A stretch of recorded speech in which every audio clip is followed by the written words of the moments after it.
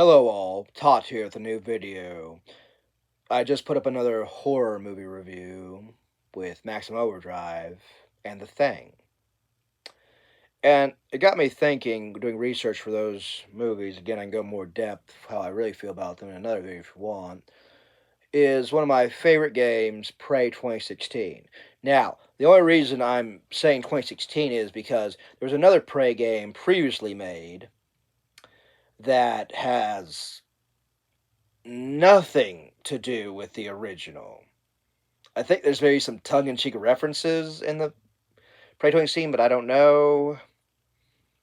It's not really relevant. Just making sure you're clear. This is not that Prey. Okay, that's another Prey, and I like that game. And honestly, I think that game's a bit scarier because it involved a lot of body horror and other things like that. That'd be a whole other video. But anyway, Prey 2016 is also a horror game, but more of your softcore horror, as I like to call it.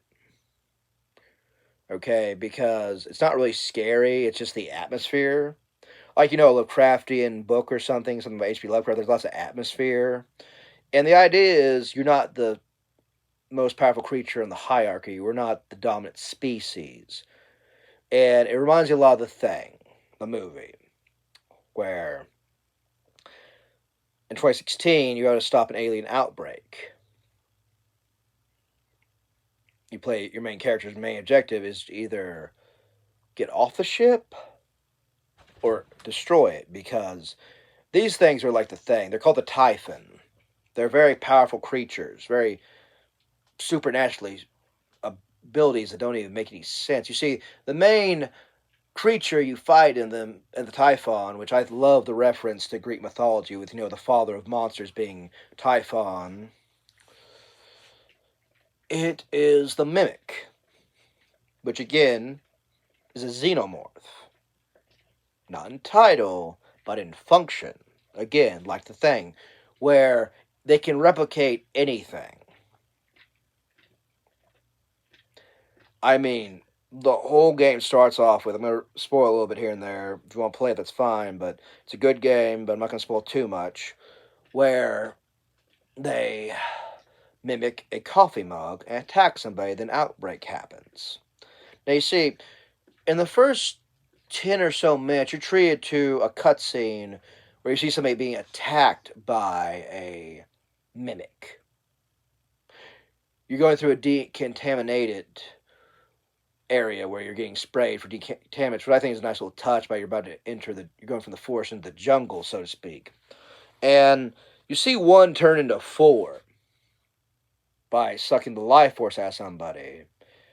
And it's really scary at first. You see this person just turn to a skeleton before your eyes, and you loot their corpse after, of course, because it's video games.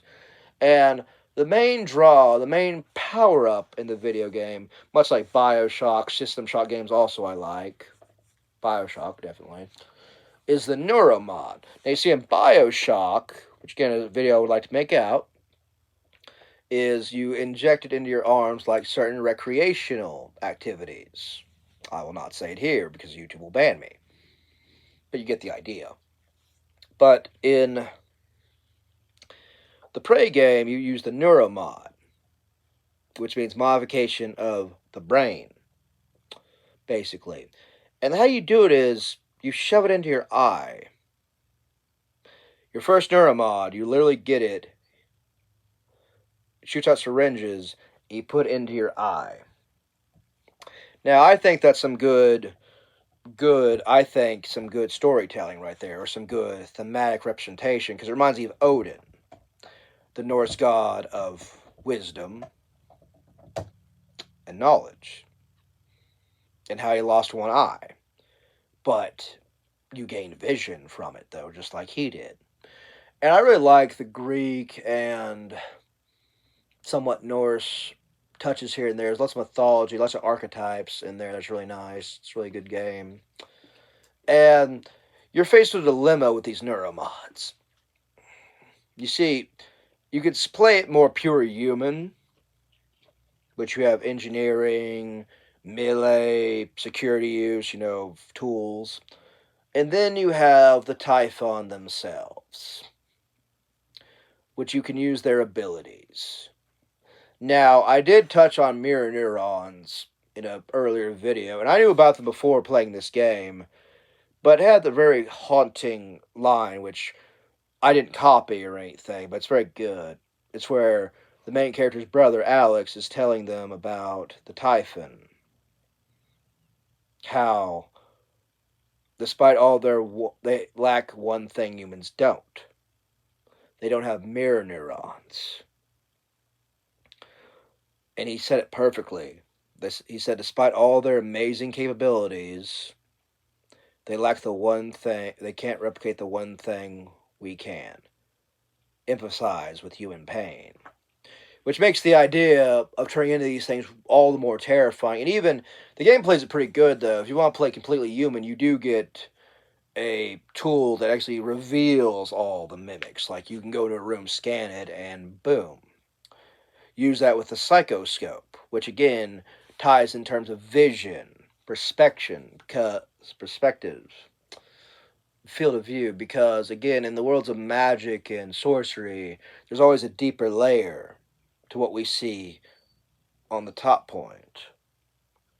So, it going past that, again, kudos to Arcade. Used to be one of my favorite developers. Used to being the preemptive word, but that's a long story. Really creative, really good stuff. And it changes when you play stuff. Because you play human, you're pretty much hacking stuff, building turrets, upgrading tools, you know. But when you play more as the Typhon, the station will attack you. There's turrets around. They will act hostile. You won't can go to certain places. You're too much of an alien. And it raised the question: do you want to become more alien to become more human, or more human to become more alien? Or like, what would you do for power or saving the day? I think you can lose yourself in it. You know, kind of a Faustian deal with alien fauna, so to speak. And I really like the game. And one of my favorite enemies, because I love bestiaries. The only reason I ever bought a strategy guide, besides help, is to look at all the creatures, all the enemies, all the lore. And one of them is the Phantom, where they get integrated more with the alien DNA and turn into walking monsters. Now, these creatures again have amazing capabilities. Some of them can teleport, can create a phase double, shoot lightning, fire, hit you with a mind blast, I think, in other variations. But the one thing they do, if you listen, you can hear them kind of puppet the human speech. You can hear them talk. And it's of those people. You actually get audio logs, just again in Bioshock, same idea. And you can hear that same voice come from these things. Now, that's very unsettling, to say the least, where are they human anymore? Are they alien? And what's your path? What's your decision on all this? Because you get to choose. I think that's a really nice moral quandary. Again, this wasn't a deep dive, just more of the horror elements and feeling about being hunted. And again, Talos 1's a good level in itself. It reminds me of the mansion from Resident Evil, which I think, the original Resident Evil, which is also a character in and of itself. It's very lively with all its imperfections, all its destitution. You feel like it was a great, sprawling building, a home, a community that got flipped on its head because of these aliens. And you have to fight them back. And it's just really makes you think a lot. I wish they'd make another one, but I don't know where they'd go. It kind of left on a cliffhanger. I think it's a cliffhanger. I don't know. It's hard to really describe the ending. Again, I don't want to go through all of it, but just the idea that you're being hunted, you're alone, have to watch every single tic tac trinket in your face. Just around every corner, there could be another one. Again, that psychological, that cosmic horror, you know what I mean? All kind of blended pretty well. I really like that game. If you don't, that's fine. I'd like some discussion. Again, I can make more video game videos and some of my favorites if you're into that. I know it's a big niche, but it helps me tell stories. I've kind of took that into the distractions one where you're not safe from the distractions, devil in the distractions, where they're everywhere. It's omnipresent horror. So, yeah, like, share, and subscribe. Have a nice day.